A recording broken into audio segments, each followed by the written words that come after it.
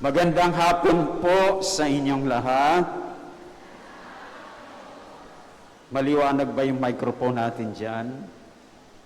Naintindihan niyo ako? Hello? Hi? Sinasabi na ang ating mundo ay napaka-mapanganib. Naintindihan niyo? Ano sa Tagalog yon? Ang mundo natin ay dangerous. Napaka-mapanganib. Bakit? Mapanganib dahil wala daw na nakakaalis dito na buhay, kundi patay. Agree kayo? Di ba? Pag nakaalis tayo dito sa mundong ito, patay. Di ba? Kaya sinasabi, pag nakaalis na tayo, tayo ay pumanaw. Yung pumanaw ba'y buhay o patay? Patay. Ngayon, hindi gusto ng Diyos na tayo ay patay.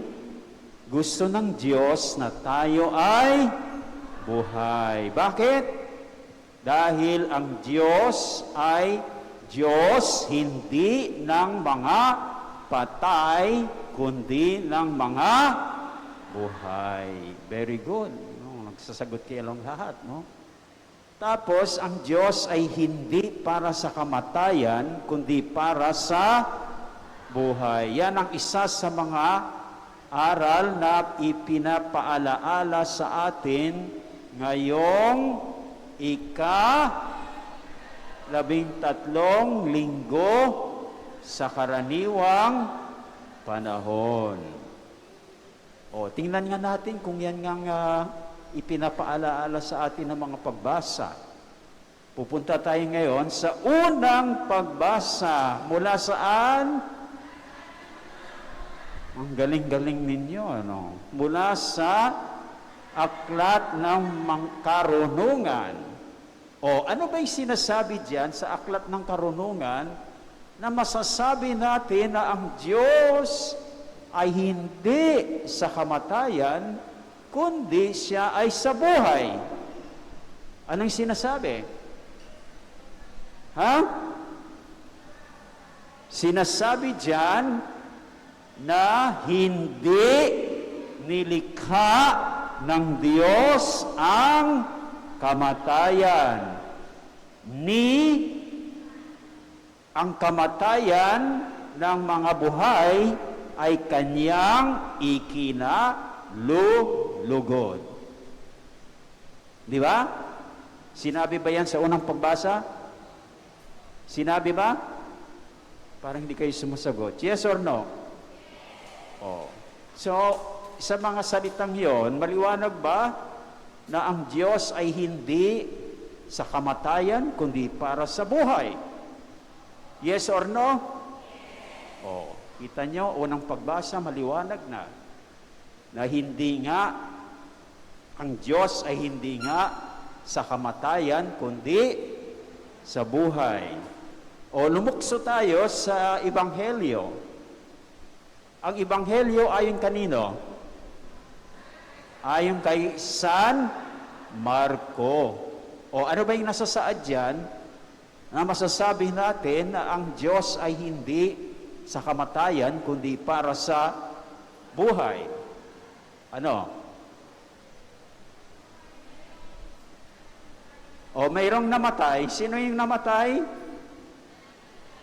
Anak ni Jairo, dalagita. O, nung sinabi sa kanya, oy, namatay na. Ay, anong sabi niya? Ay, hindi siya namatay, natutulog lang. O, ano yung nangyari sa mga tao? Pinagtawanan siya. Pero, hindi niya pinansin. Anong ginawa niya ngayon? pumasok sila doon sa silid ng bata, anong ginawa? Binuhay na muli. So, bakit binuhay niyang muli? Dahil ang Panginoong Hesus na Diyos ay hindi sa kamatayan, kundi sa buhay. Dahil kung hindi siya sa hindi siya sa buhay, kundi sa kamatayan, ay di, ano na lang niya, hayaan na lang. Eh, patay na, sige, hayaan na lang niyo yan. Di ba? Ginawa ba ni Lord John? Ginawa niya? Sinabi ba niya, oh, namatay na yan, hayaan mo na. O, hindi. Ibig sabihin, maliwanag na siya ay para sa buhay at hindi sa kamatayan. O ngayon, kung sinasabi natin ngayon ng mga dalawang pagbasang yon, na ang Diyos ay sa buhay at hindi sa kamatayan, eh bakit may kamatayan dito sa mundong ito? Mayroon bang namamatay dito sa mundo? Mayroon ba? Wala. Parang natatakot kayo sabihin, baka mamatay kayo. Mayroon. Di ba? O, eh bakit kung ang Diyos ay para sa kamatayan, eh bakit ay para sa buhay, bakit may kamatayan? Saan natin matutunghayan o makikita ang sagot sa tanong na ito? Aling pagbasa? Sa unang pagbasa. Ano ba sinasabi sa unang pagbasa? Dahil sa inggit ng Diablo, pumasok ang kamatayan sa mundo. O, sino ngayon ay may kagagawa ng kamatayan? Hindi ang Diyos. Kaya kung tayo ay nagdadala ng kamatayan sa anuman o sa kanino man, ginagawa natin ang gawain ng Diablo. Amen ba yun? O, kapag tayo ay nagdadala ng kamatayan sa pangarap ng iba na magkaroon ng magandang kinabukasan dahil tayo ay illegal recruiter. Alam niyo illegal recruiter? Alam ba ninyo? Or human trafficker? O, ginagawa ba natin ang gawain ng demonyo? Yes or no? Eh, siyempre, dahil nagdala tayo ng kamatayan. Doon sa iba na nagnanais ng magandang kinabukasan. Kung tayo ay nagdadala ng kamatayan sa pamilya, paano ba namamatay ang pamilya? Kapag nawasak, broken home, nagkawatak-watak na ang pamilya. Kaya patay. Kayo mga bata, gusto ba niyong magkakawatak-watak ang pamilya ninyo? Ano ang sagot niyo? Gusto ba ninyo? Lakasan ninyo para marinig ng mga magulang niyo. Gusto ba ninyo? Oh, hindi daw eh. Ayaw nilang magkawatak-watak ang pamilya. Dahil mamamatay ang pamilya. Kaya kung tayo nagdadala ng kamatayan sa pamilya, ginagawa ba natin ang gawain ng demonyo o ng Diablo? Bakit mahina? Opo. Very good. Ngayon, kung tayo ay nagdadala ng kamatayan, kasi gusto kong balikan yung sa pamilya, dahil ayon ng Diyos na masira ang pamilya, dahil ang pamilya ay larawan ng kanyang pagiging Santissima Trinidad. May komunidad. Hindi po ba? Isang Diyos na may tatlong persona. So kapag sinira mo yon, ang pamilya, parang sinira mo na rin yung larawan ng Holy Trinity. Amen? Ito naman, yung kasal, kapag nagdadala tayo ng kamatayan sa kasal, dahil sa pagkakaroon ng diborsyo, naintindihan nyo? Paghiwalay ng mag-asawa,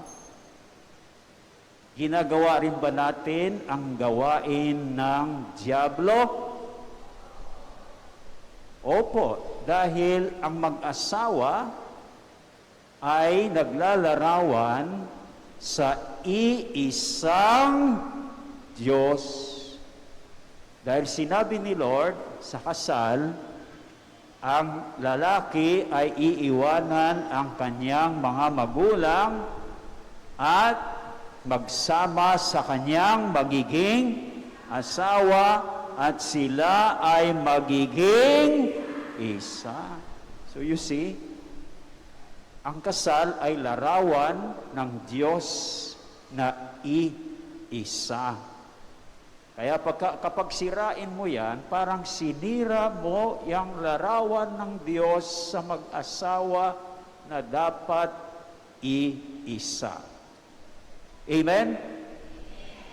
At kapag nagdadala tayo ng kamatayan sa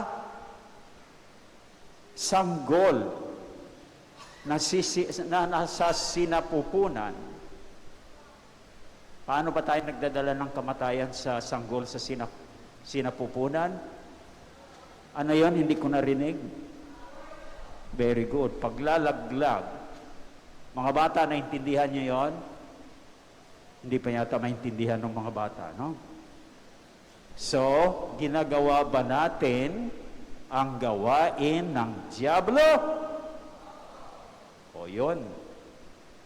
So mga kapatid, tandaan natin na ang Diyos ay hindi para sa kamatayan, kundi ang Diyos ay para sa buhay. Ang kamatayan ay gawa ng dyablo. Kaya kapag gumagawa tayo nagdadala ng kamatayan, tayo ay katulad na ng at magsasama tayo sa dyablo magpa-kailanman. Gusto ba niyo yun?